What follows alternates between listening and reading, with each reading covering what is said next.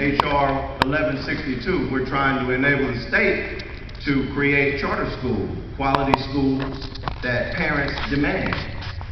And status quo said, well, that's a Republican issue.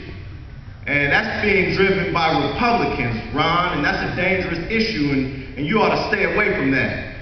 Because many of our friends on our side of the aisle are opposed to the creation of charter schools. They don't want it to become so widespread and start to become a huge competitor to the traditional system.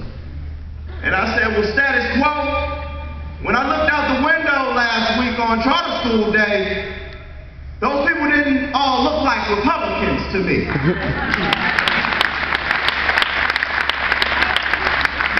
And when I look around this room tonight, I don't see a lot of Republicans here. I may be wrong, Ms. Gilbert, but I'm not sure there are a majority of Republicans in this room tonight. And I think it's a bipartisan issue, as the gentleman alluded to, and it's something that status quo ought to recognize is not going away.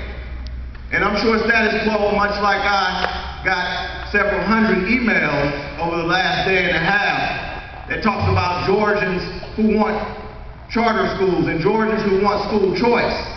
So you do, it's correct, you do have to allow your voices to be heard loudly, and I think that process has already started.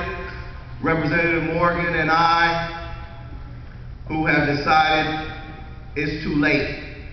We no longer can appease status quo. The time is now, because status quo says we have 1.6 million kids in the school system we need to educate. How can we focus on a few in a room at ID Prep and a few other charter schools, which make up a small portion of the kids we educate in this state?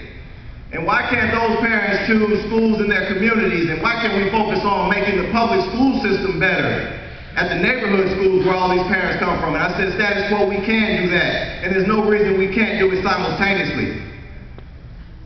But these parents can't afford to wait.